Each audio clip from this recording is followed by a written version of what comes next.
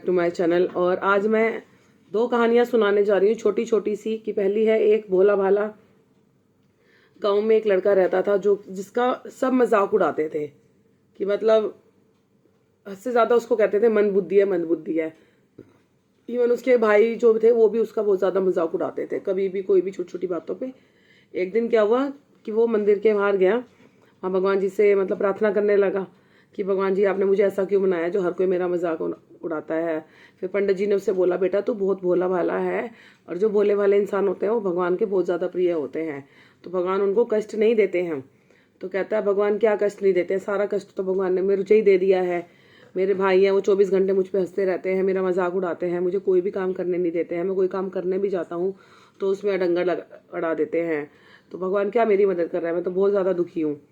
तो कहता है कि फिर वो रोते रोते बस ये कहता है, भगवान अब मैं आपके मंदिर तभी आऊँगा जब आप मेरी कोई व्यवस्था कर दोगे। इस तरह से थोड़ी ना काम चलेगा, मैं कोई काम भी नहीं कर पा रहा हूँ और हर कोई मेरा मजाक उड़ाता है इस तरह से। तो क्या था फिर, ये उसकी ये बात है ना, एक चोर सुन रहा था जो बड़ा शातिर चोर था। तो उसने उसकी बात सुनी और वो जैसे आगे आगे गया तो उससे और उसके पीछे पीछे जाने लगा और उसको बोलने लगा कि क्या हुआ भाई, तुम तो बड़े परेशान हो। कहता है, मैं ऐसे ऐसे है ना, हर कोई मेरा मजाक उड़ाता है, मैं कोई भी काम करने जाता हूँ मेरे को टोका टोकी कर देते हैं, मेरे को कोई काम भी नहीं करने देते हैं। ऐसे कब तक चलेगा, मैं अब बड़ा हो चुका हूँ, मुझे भी कोई काम करना चाहिए, लेकिन मेरे भाई मुझे कोई काम नहीं करने देते, हमेशा मुझे मंदबुद्धि कहते रहते हैं। तो कहता है कि तुम यहाँ कैसे, तुम्हें तो पहले कभी नहीं देखा यहाँ पे। तो कहता है, मैं दूसरे गाँव से आया हूँ और मैं चोर हूँ।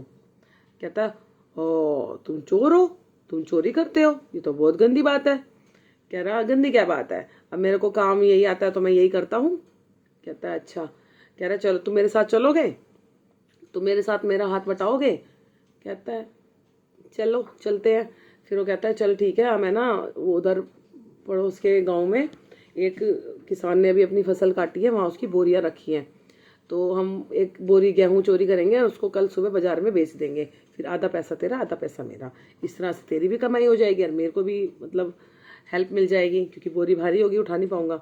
तो कहता है ठीक है। वो जाता है और अचानक वो जैसे चोर बोरी के पास जाता है, उठाने की कोशिश करता है, एकदम कहता है, मालिक सब देख रहा है, मालिक सब देख रहा है, मालिक सब देख रहा है। वो उसने जो बोरी छोड़ी और भागा, उसका हाथ पकड़ के, भाग जल्दी भाग जल्दी भाग जल्दी।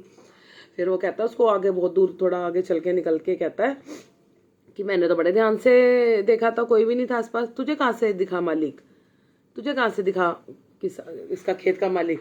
कह रहा, अरे खेत का मालिक नहीं था, मैं तो उस मालिक की बात कर रहा हूँ जिसने तुमको मुझको बनाया, जिसने पूरी दुनिया बनाई, कि वो देख रहा था। कह रहा है, वो क्या देख रहा था, वो कौन है। कहता है, अरे भगवान सब देखता है, तुम कितने ही उससे प्लान से चोरी कर लो, कितने ही शातिर हो, लेकिन ऊपर वाले की नजर से कुछ नहीं बचता, वो सब कुछ देखता है।